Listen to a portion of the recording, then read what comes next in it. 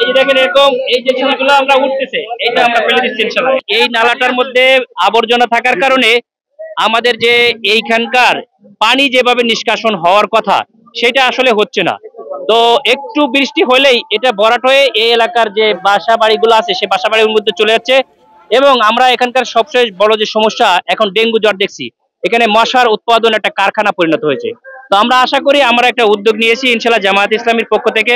জামায়াত ইসলামী যে একটি গণ কল্যাণমুখী রাষ্ট্র গঠন করতে চাই, জনগণের পাশে দাঁড়াতে চাই, তারই অংশ হিসাবে আজকে আমরা এই জামায়াত ইসলামীর অর্থায়নে আমরা এই খাল খননে খাল যে খনন না এটা বলতে পারি যে পরিষ্কারের যে উদ্যোগ আমরা নিচ্ছি। আমরা এই পরিষ্কার করার ফলে আশা করি পানিটা যদি সঠিকভাবে নিষ্কাশনের ব্যবস্থা হয় তাহলে আর পানি বৃষ্টির পানিও জমে থাকবে না এবং ভবিষ্যতে মশকের যে এখানে যে উৎপাদন কারখানার মতো হয়ে গেছে এটা আর থাকবে না এবং অত্র এলাকার ডেঙ্গু প্রিভেনশনেও এটা বড় ভূমিকা রাখবে বলে আমি আশা রাখি ইনশাআল্লাহ। তো আমরা আল্লাহর উপর ভরসা করে এখন বিসমিল্লাহ বলে আমরা এখানকার কাজ আমরা জাস্ট পরিষ্কার পরিচ্ছন্নতা শুরু করে দিচ্ছি।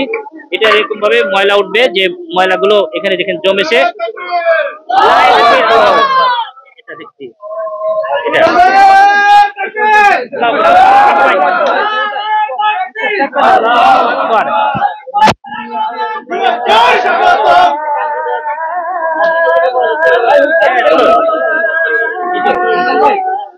এই যে দেখেন এরকম এই যে ছবিগুলো আমরা উঠতেছে এটা আমরা ফেলে দিচ্ছি ইনশাআল্লাহ। এরকম ভাবে চলবে।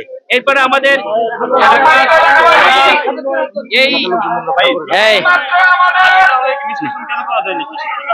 আমরা আগে আসলে নিষ্কাশন যে করে নাই এটা হলো যে এই এলাকাগুলোতে আমরা দেখেছি যে বিশেষ করে এই এলাকায় শুধু না ফ্যাসিস্ট আমলে যত তারা নির্বাচিত হয়েছেন তারা আসলে তো রাতের ভোট দিয়েছে, কোনো সময় গুন্ডা পান্ডা দিয়ে। সুতরাং জনগণের কাছে কোনো দায়বদ্ধতা আমরা তাদেরকে দেখি নাই।